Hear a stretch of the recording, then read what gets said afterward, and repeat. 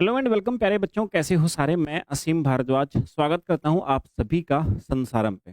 सो बच्चे, आज हम अपने यूनिट को डिस्कस करेंगे। उसके एमसीक्यू क्वेश्चंस आज हमारे द्वारा डिस्कस किए जाएंगे। यूनिट का हमारा नाम होगा बच्चे cell communication and cell signalling, यानी कोशिका संकेतन एवं कोशिका संचार के नाम से हम बात करेंगे, जिसमें हमारी बॉडी के अंदर बच्चे सेल के बीच में कम्युनिकेशन यानी कुछ सिग्नल्स का आदान प्रदान होता है। उन्हीं सिग्नल के आदान प्रदान से हमारी बॉडी की जो तमाम प्रोसेस हैं, जो विभिन्न प्रकार की प्रक्रियाएं हैं बच्चे, वो सारी ऑपरेट होती हैं। और उसी सिग्नल के बेस पे जो कोशिकाओं के बीच में सिग्नल्स का फ्लो होता है, कुछ केमिकल्स का आदान प्रदान होता है, प्रोसेस कंट्रोल होती हैं। तो हमारे एग्जाम के अंदर बच्चे वहां से क्वेश्चंस कैसे बनेंगे, आज उसके ऊपर हम देखेंगे। और बहुत शानदार से जो क्वेश्चन पिछले बार आपके एग्जाम्स में आ चुके हैं, वो क्वेश्चंस बच्चे हम लोग यहाँ पे लेके आए हैं। सारे के सारे एग्जाम का नाम भी लिखा होगा, जिस राज्य के अंदर ये क्वेश्चन आया था आपके एग्जाम में, और वर्ष भी लिखा हुआ बच्चे। सो पहला क्वेश्चन आप सभी के सामने देखने को मिलेगा यहाँ पर। यहाँ लिखा हुआ बच्चे, study of ageing is known as, उम्र बढ़ने के अध्ययन को किस नाम से जाना जाता है। क्वेश्चन को आसान समझ के बच्चे ये मत सोचना कि सर इतने आसान आसान थोड़ी आते हैं। हर प्रकार के क्वेश्चन आते हैं बच्चे, और कम्युनिकेशन पे डिपेंडेंट हर प्रकार के क्वेश्चन हम भी डिस्कस करेंगे। ये 24 में ही क्वेश्चन आपका पूछा गया था, ठीक है। ये इजी क्वेश्चन है।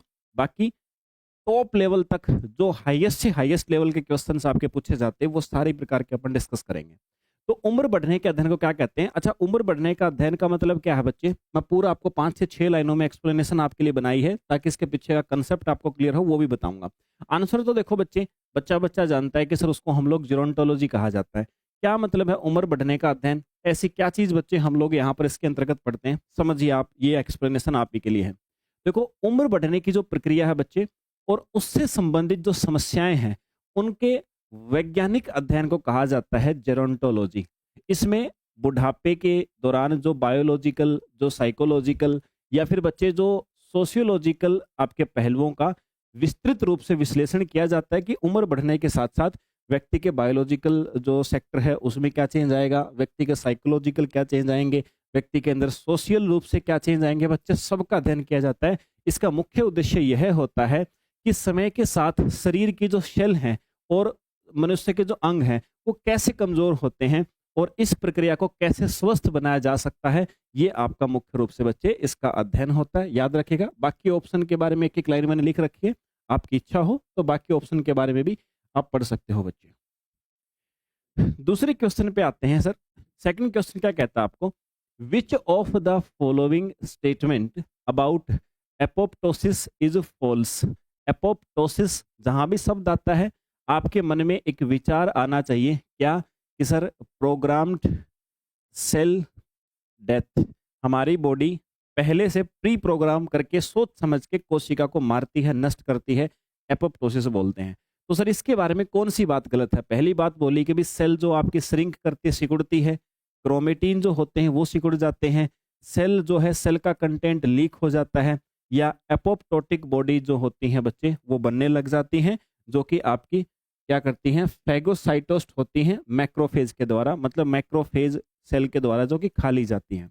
4 ऑप्शन है बच्चे, कौन सी बात गलत है समझिए जरा। देखिए यहां पर एपोप्टोसिस की जो प्रोसेस है ना, इसको हम लोग, मैंने भी कहा था, प्रोग्राम्ड सेल डेथ भी कहा जाता है। ये एक स्वच्छ और नियंत्रित प्रक्रिया होती है बच्चे। इसमें कोशिका सिकुड़ती है, जो कि ऑप्शन ए में दे रखा है। क्रोमेटिन जो मटेरियल होता है वो आपका कंडेंस होता है, जो कि ऑप्शन बी में है।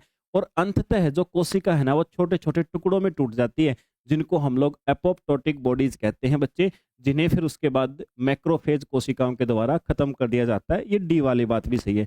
महत्वपूर्ण बात यह है कि इस प्रक्रिया में कोशिका का कंटेंट बाहर लीक नहीं होता, जो कि ऑप्शन सी में दिया गया है। इसीलिए गलत यहाँ पर कथन कौन सा होगा बच्चे? जो कि आपका ऑप्शन सी के अंदर दिया गया है। तो आपसे गलत कथन, आपकी रॉन्ग स्टेटमेंट पूछी गई थी, ये भी आपकी सी वाली होगी। ठीक है सर। तीसरे क्वेश्चन पे आ जाते हैं बच्चे। क्या कह रहा है आपको? इनमें से कौन सा प्रोटीन डेथ रिसेप्टर के तौर पे काम करता है, जो एपोप्टोसिस के एक्सट्रिंसिक पाथवे को ट्रिगर करता है? Which of the following protein act as a death receptor that trigger the extrinsic pathway of apoptosis.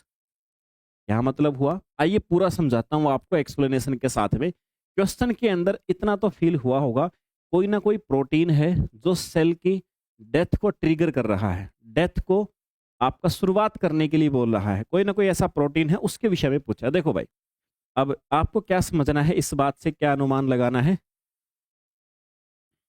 लीजिए।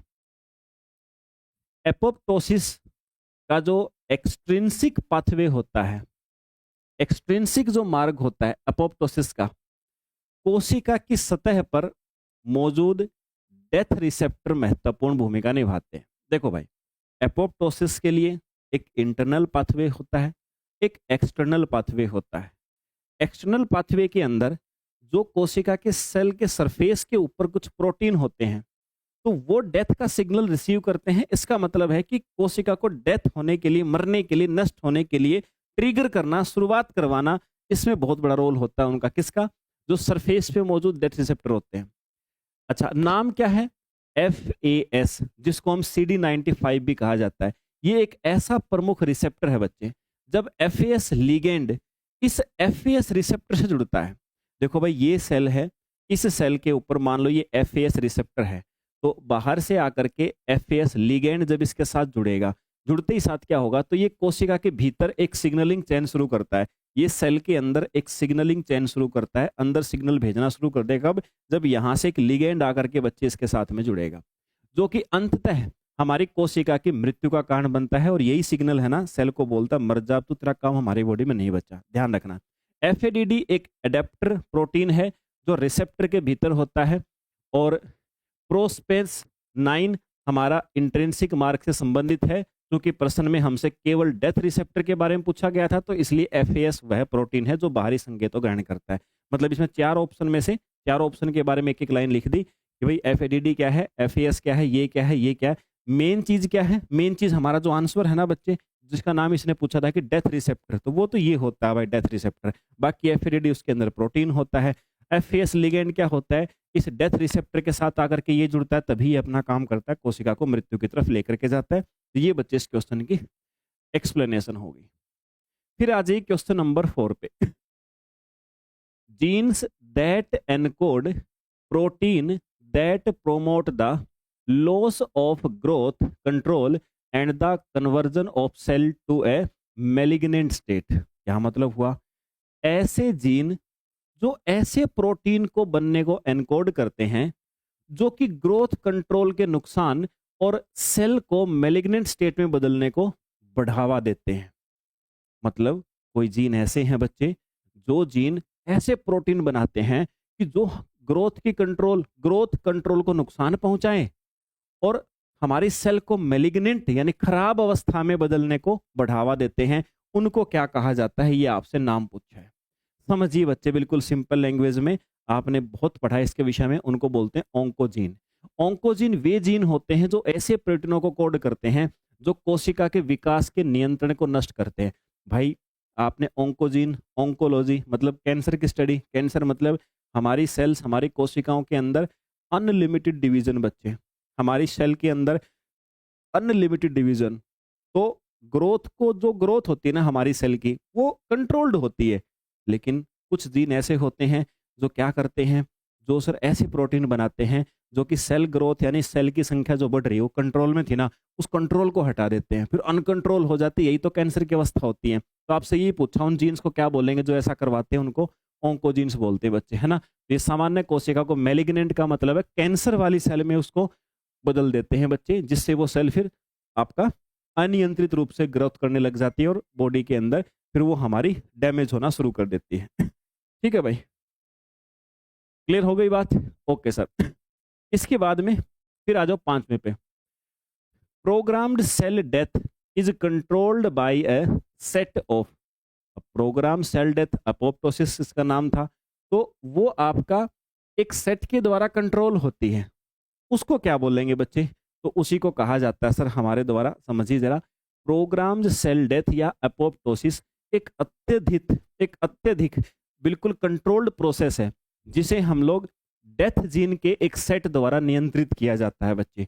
इन जीन्स में मुख्य रूप से क्या होते हैं? कैस्पेस और BCL2 फैमिली के सदस्य शामिल होते हैं। कुछ जीन इस प्रक्रिया को बढ़ावा देते हैं और जबकि कुछ इसे रोकते हैं। तो बच्चे इनके बीच का संतुलन ही यह तय करता है कि कोशिका जीवित रहेगी या मर जाएगी। तो मतलब कहने का है बच्चे कि यहाँ पर आपका किसने कंट्रोल किया, यहाँ पर कौन से सेट ने कंट्रोल किया, यहाँ पर देखिए नाम लिखा हुआ है आपका डेथ जीन्स। डेथ जीन्स बच्चे यही होते हैं जो आके प्रोग्राम्ड सेल डेथ को क्या करते हैं सर, कंट्रोल करते हैं। इसमें से कुछ जीन बोलते हैं कि सेल को डेथ करवाना, कुछ जीन बोलते हैं सेल को डेथ नहीं करवाना। जिन जीन्स की संख्या ज्यादा होगी वही काम हो जाता है बच्चे। तो कुल मिलाकर के इनको हम लोग डेथ जीन्स के नाम से जानते हैं जो इसको कंट्रोल करते हैं। ये बच्चे आप सभी के लिए एक छोटी सी सूचना, जो बच्चे छत्तीसगढ़ सेट एग्जाम जो अभी अक्टूबर में होने वाला है उसकी प्रिपरेशन कर रहे हैं, तो बच्चे ये फाउंडेशन बैच है लाइफ साइंस वाले बच्चों के लिए। अभी बैच आपको 1999 रुपए में मिल रहा है बच्चे। तो अगर आप प्रिपरेशन कर रहे हैं तो डेफिनेटली इस बैच के लिए जा सकते हैं बच्चे। लाइव प्लस रिकॉर्डेड रहेगा, हिंदी और इंग्लिश दोनों मीडियम में रहेगा। पेपर 1 और पेपर 2 दोनों की प्रिपरेशन होगी बच्चे। डीपीपी और मॉक टेस्ट भी मिलेगा आपको इस बैच के अंदर। जो बच्चे चाहते हैं कि सर बुक से हम लोग प्रैक्टिस करें, सर कोई ऐसी बुक हो जिसके अंदर पिछले 5 से 10 साल के सारे वो एमसीक्यू हों जो कि सर हमारे सेट एग्जाम में, हमारे राज्य के एग्जाम में और आसपास के सभी राज्य के एग्जाम में आए हों, विद डिटेल्ड सिंपल लैंग्वेज में एक्सप्लेनेशन और हिंदी और इंग्लिश दोनों लैंग्वेज में हो। तो बच्चे ये बुक है आप सभी के लिए। ये सेट एग्जाम के लिए प्रैक्टिस बुक, डिटेल्ड एक्सप्लेनेशन मिलेगी आपको एमसीक्यू के सारे प्रीवियस ईयर क्वेश्चन इसमें मिलेंगे आपको। और जो बच्चा मॉक टेस्ट लगाना चाहता है CG set exam life science के लिए, तो 5 मॉक टेस्ट बच्चे एप्लीकेशन पे लॉन्च हो गए हैं। तो एप्लीकेशन पे बच्चे आप लोग जा करके इन मॉक टेस्ट को भी लगा सकते हो। जो बच्चे बैच में हैं उनको ये मॉक टेस्ट फ्री मिलेंगे। चलो भाई छठे क्वेश्चन पे आ जाइए जरा। क्वेश्चन नंबर 6 पे हम चलते हैं बच्चे। क्या कह रहा है आपको, retroviruses are capable of causing cancer because they. जो रेट्रोवायरस होते हैं ना बच्चे, वो कैंसर पैदा करने में सक्षम है।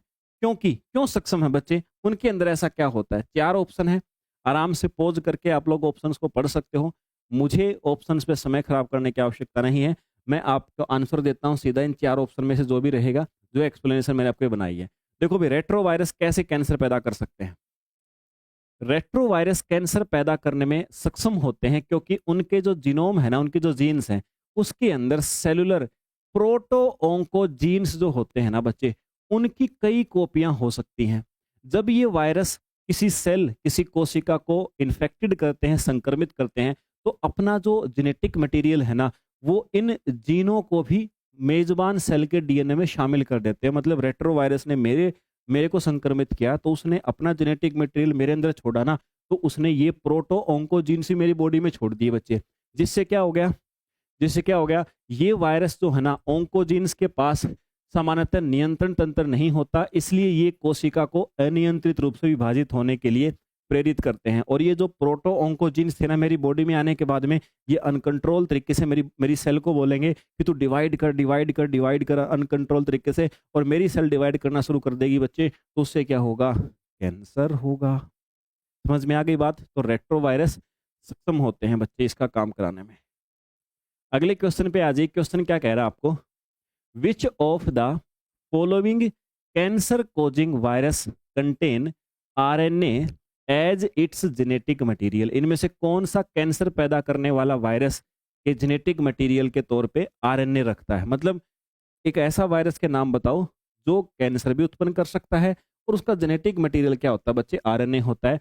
तो यहाँ पर आपका साफ साफ दिख रहा है मुझे सी वाला जो आंसर है बच्चे। देखिए यहाँ पर भी सी ही लिखा हुआ है। HTLV1 human T cell leukaemia virus होता है बच्चे। ये एक रेट्रो वायरस है, रेट्रो फैमिली का वायरस है। ये मनुष्यों के अंदर रक्त कैंसर का कारण बनता है। रेट्रो वायरस होने के कारण इसका जेनेटिक मटेरियल जो होता है ना, वो आरएनए होता है। और इसके विपरीत बाकी के जो वायरस हैं उनके बारे में एक एक बात मैंने और लिख रखी है। आप अपना ज्ञान बढ़ाना चाहें तो उनको भी पढ़ सकते हैं। तो इसका आंसर हमारे पास होगा सी वाला जो लिखा हुआ है। 8वां क्वेश्चन है बच्चे, HIV infected T cell carries the antigen on their surface. HIV से प्रभावित जो टी सेल है वो अपने सरफेस पर कौन सा एंटीजन ले जाती हैं।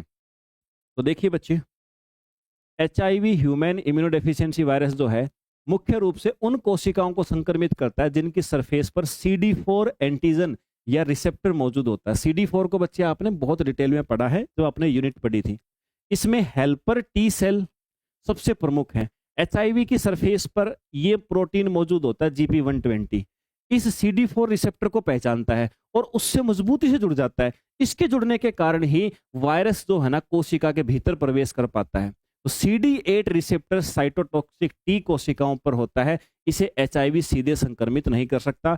ये बाकी ऑप्शन के बारे में है, तो हमारा काम एक ही ऑप्शन के बारे में पढ़ना था कि कौन सी कोशिकाएं होती है उनको ज्यादा करता है, तो CD4 वाली सेल जो है ना बच्चे, उसको ज्यादा संक्रमित करता है, क्योंकि उसी से जाकर के उसका GP120 प्रोटीन जुड़ जाता है CD4 से, तो बच्चे फिर आपका ये बीमारी होती है। क्वेश्चन नंबर 9 पे आ जाइए। Vaccination is an example of what type of immunity. अब देखो भाई, इम्यूनिटी का पूरा कंसेप्ट मैंने कई घंटे आपको, आपका बैच जो चल रहा है संसारम एप्लीकेशन पे, उसमें समझाया था कि बच्चे वैक्सीनेशन जो है ना वो सॉरी वैक्सीनेशन किस प्रकार की इम्यूनिटी हमारी बॉडी को देता है। 4 ऑप्शंस आप सभी के सामने हैं, आर्टिफिशियल है, एक्वायर्ड है, नेचुरल है। आप सारे ऑप्शन पढ़ेंगे बच्चे। मैं आता हूं आंसर और एक्सप्लेनेशन के ऊपर, तो समझिए बच्चे क्या है। ये आपको आर्टिफिशियल, एक्वायर्ड, एक्टिव इम्यूनिटी का एक एग्जाम्पल है। आर्टिफिशियल मतलब हमारी बॉडी ने खुद से नहीं बनाई, एक्वायर्ड मतलब बाहर से प्राप्त की गई है बच्चे, और एक्टिव इम्यूनिटी का एक एग्जाम्पल है ये आपका। आर्टिफिशियल कहा जाता है क्योंकि एंटीजन को शरीर में कृत्रिम रूप से डाला जाता है, न कि हमारी बॉडी खुद से बनाती है। एक्टिव इसलिए कहा जाता है क्योंकि टीका जो है शरीर में जाने के बाद में व्यक्ति को अपनी जो इम्यूनिटी प्रणाली है उसको एक्टिव कर देता है, इसलिए इसको ऐसा कहा जाता है। तो ये बात थी बच्चे, आपका ए वाला आंसर हो जाएगा। क्वेश्चन नंबर 10 पे आ जाइए। क्या कह रहा है बच्चे आपको, आपका हेप्टिना वायरस, जिसको आप लोग हेपेटाइटिस बी वायरस भी होगा जैसे, differ from other DNA virus as their genome replication involve. इसने कहा भाई कि जो आपका हेप्टिना वायरस है ये बाकी के वायरस से अलग है।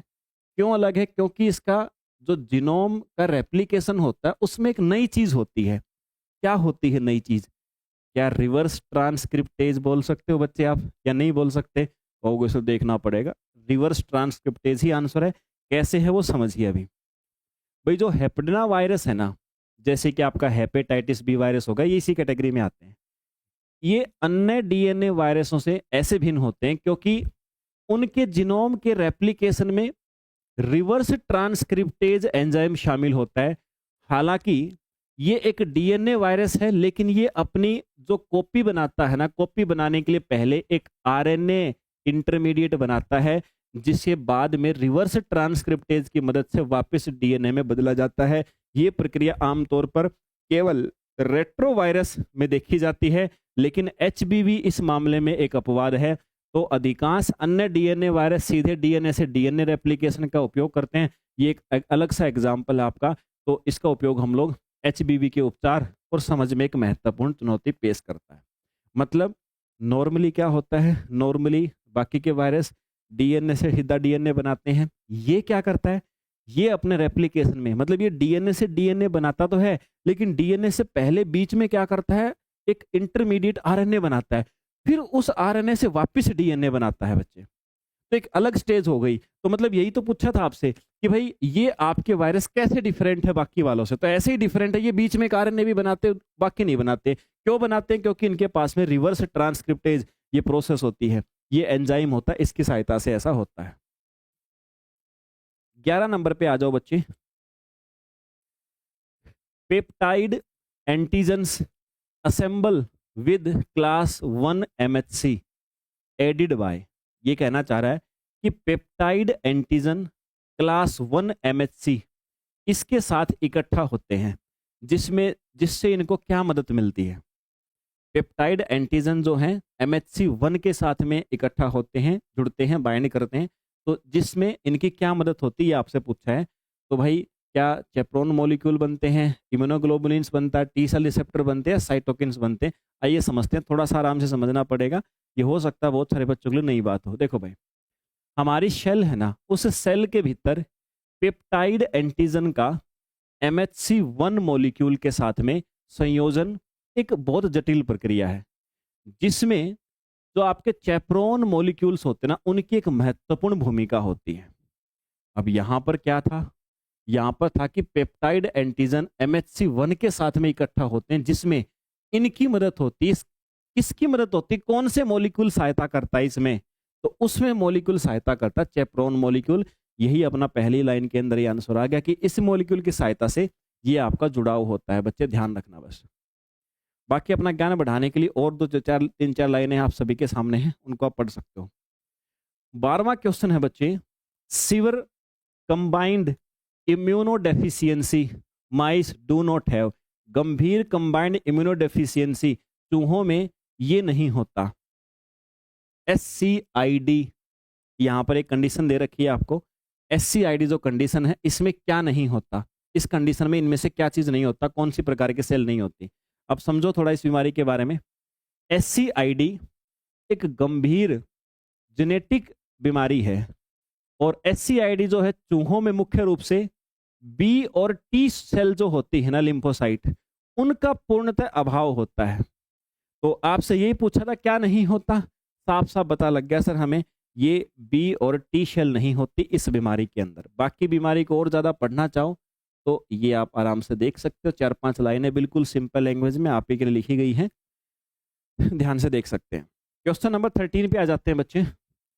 विच class of immunoglobin is active for antibody dependent cell mediated cytolysis mechanism. देखो भाई, आपने जब चैप्टर पढ़ा था तो 3-4 अलग अलग कंसेप्ट पढ़े थे, वो 3-4 अलग अलग कंसेप्ट एक ही क्वेश्चन के लिए लिख दिया।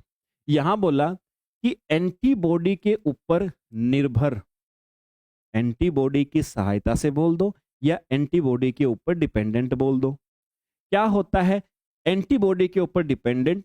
सेल के माध्यम से, सेल के माध्यम से एक हमारा साइटोलिसिस, साइटो मतलब सेल, लिसिस मतलब तोड़ने का जो सिस्टम होता है, उसके लिए इम्यूनोग्लोबुलिन का कौन सा ग्रुप एक्टिव होता है?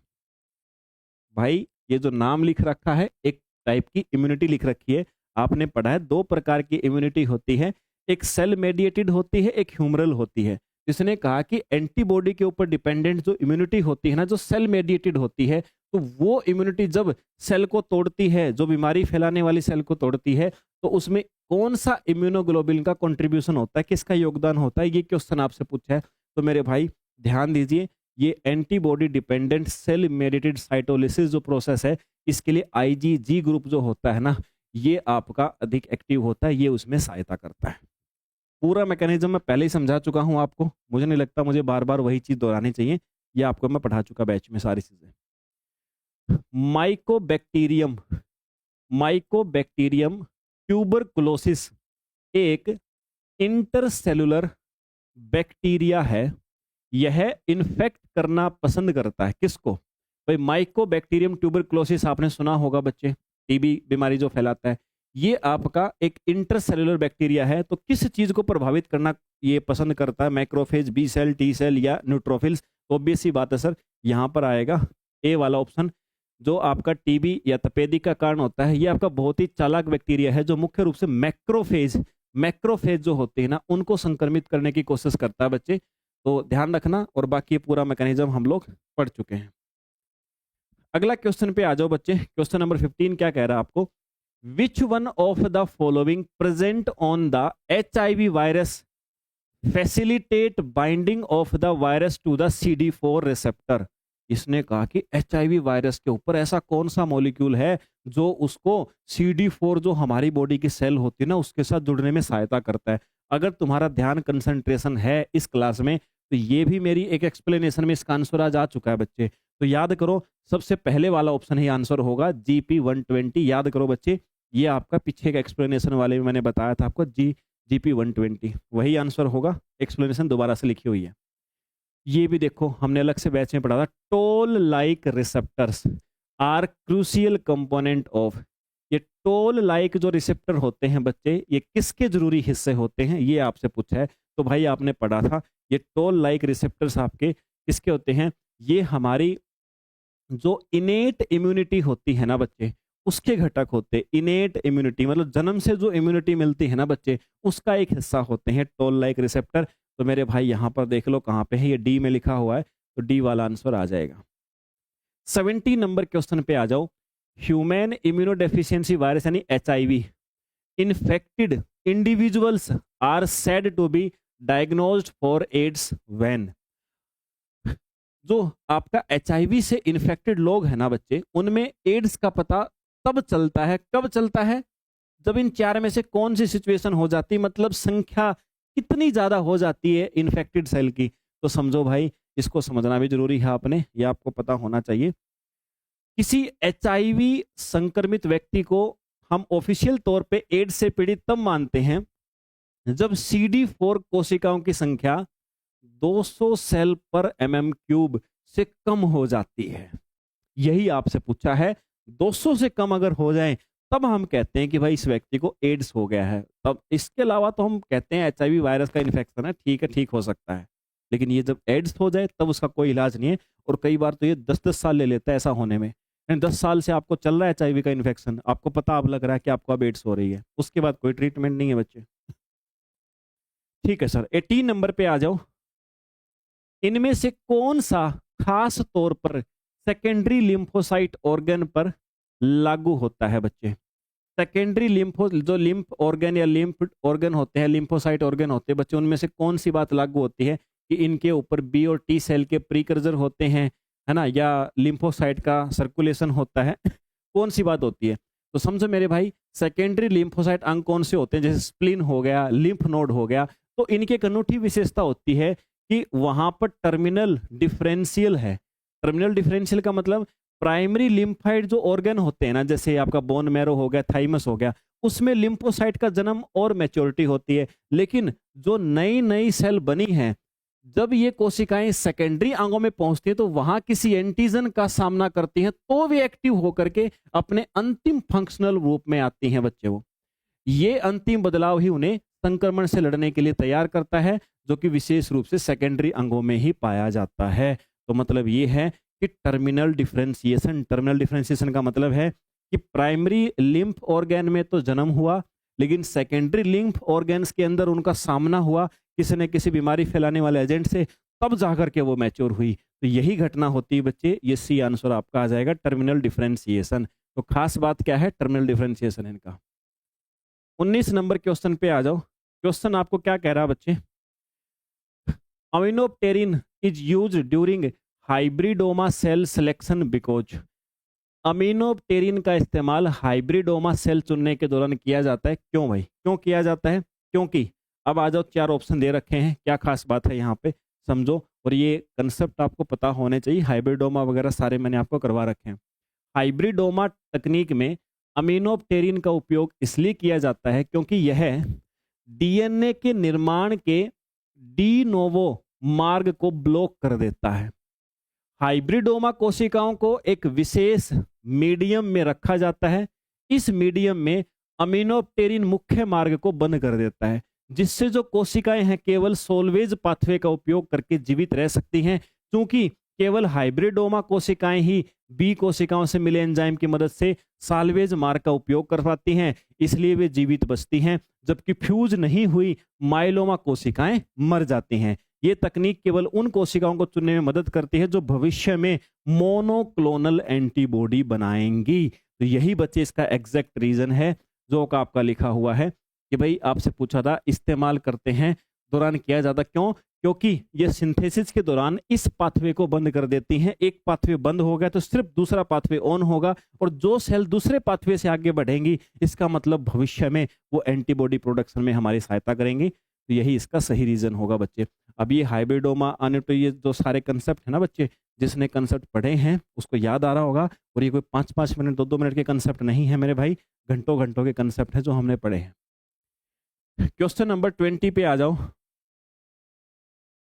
द इम्यूनोग्लोबुलिन आइसोटाइप या सब क्लास। भाई जो इम्यूनोग्लोबुलिन है that characteristically show activation of complement cascade and transmembrane transport is. इसने पूछा कि भाई वो इम्यूनोग्लोबुलिन आइसोटाइप बताओ, इम्यूनोग्लोबुलिन की वो सब क्लास बताओ जो विशेष रूप से कॉम्प्लीमेंट कैस्केड और ट्रांस मेम्ब्रेन ट्रांसपोर्ट की एक्टिविटी दिखाता है। उसका नाम केवल बताना है। थोड़ा सा समझ लो, यहाँ पर आंसर तो IgG ही वाला ही होगा। IgG1 इम्यूनोग्लोबुलिन का वह आपकी सब टाइप है जो विशिष्ट रूप से कॉम्प्लीमेंट कैस्केड को एक्टिव करने और ट्रांस मेम्ब्रेन ट्रांसपोर्ट यानी हमारी जो प्लेसेंटा है उसके माध्यम से ट्रांसपोर्ट, ये दोनों में हाई एफिशिएंसी रखता है। IgG1 कॉम्प्लीमेंट सिस्टम के C1q जो फैक्टर है ना, उससे जुड़ के उसे बहुत प्रभावी ढंग से एक्टिव कर देता है, जो कि बाद में फिर रोगाणुओं को नष्ट करने में मदद करता है। तो बच्चे ये आपका सही आंसर है। ये एक्सप्लेनेशन यहाँ पर बिल्कुल सिंपल लैंग्वेज में आप सभी के सामने लिखी हुई है। बस थोड़ा बहुत आपने IgG वगैरह हमारे बॉडी के कौन सी इम्यूनिटी के हिस्से होते थे, कैसे एक्टिव होते थे, कैसे ट्रांसपोर्ट होता था, अगर इस प्रकार की बातें आपको पता है तो फिर दिक्कत आपको नहीं आएगी। अगला क्वेश्चन है बच्चे, निम्नलिखित में से कौन सी विशेषता जीवाणु एक्सोटोक्सिन की विशेषता नहीं है?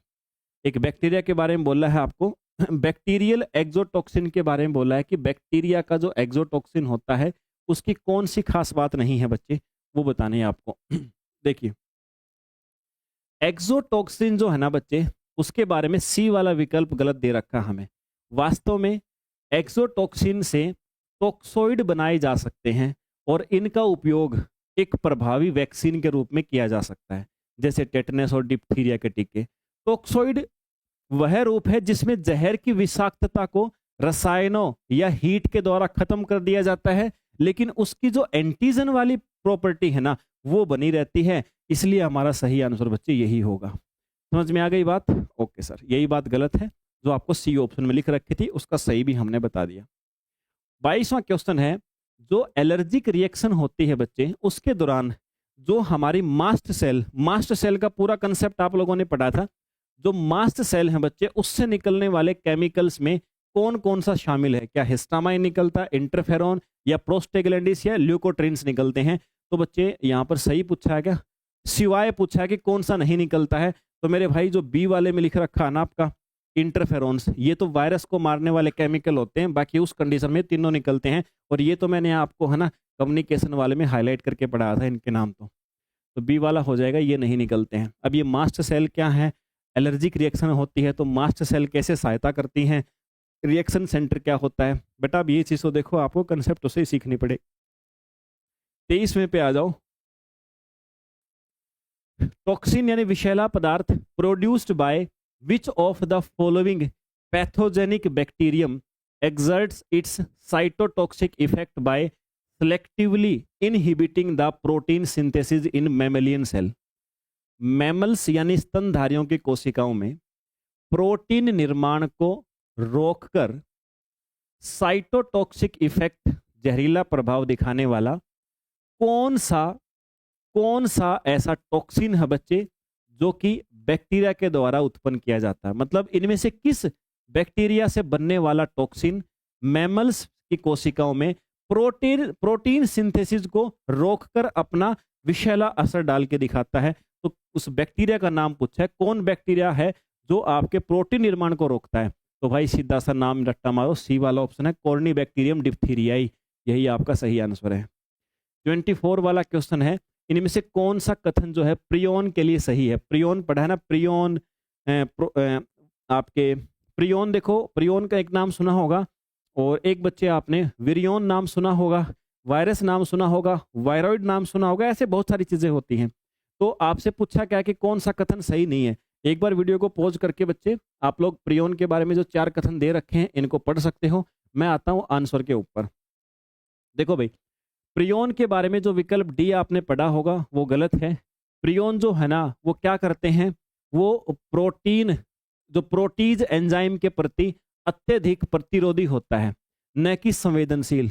ऑप्शन डी में क्या लिख रखा है कि भाई ये जो प्रियोन होते हैं वो प्रोटीज एंजाइम के प्रति बहुत ज्यादा संवेदनशील होते हैं, लेकिन ये तो संवेदनशील नहीं, प्रतिरोधी होते हैं। यही कारण है कि शरीर के भीतर नष्ट नहीं होते और हमारे ब्रेन के अंदर जमा होकर गंभीर बीमारियां पैदा करते हैं। 25वां क्वेश्चन है बच्चे, the dots is the WHO recommended strategy for controlling. Dots television में ऐड आता था, बच्चा जानता होगा, किसकी बीमारी है? टीबी के लिए होता था डॉट्स, पक्के इलाज का पक्का वादा, एक टैग नेम भी आता था। तो बच्चे टीबी के लिए, बीमारी के इलाज के लिए होती है dots, directly observed treatment short course है बच्चे। ये WHO के द्वारा सुझाया गया था और किसके लिए था? तपेदिक या टीबी के लिए था। लगभग 6 महीने इसके अंदर बच्चे एक कोर्स करना पड़ता था मेडिसिन खाने का, जिससे टीबी आपका जड़ से खत्म हो जाती थी। लेकिन इसमें दिक्कत ये थी कि आपने मान लो 3 महीने कोर्स खा लिया, आपने एक भी दिन दवाई मिस कर दी ना, तो दोबारा 6 महीने खानी पड़ेंगे आपको। इसकी दिक्कत ये थी बस। ठीक है, तो ये थे बच्चे क्वेश्चन हमारे इस यूनिट के, इस टॉपिक के। उम्मीद करता हूँ आप सभी को समझ में आए होंगे। मिलते हैं बच्चे अगले सेशन के अंदर। जय हिंद भाई।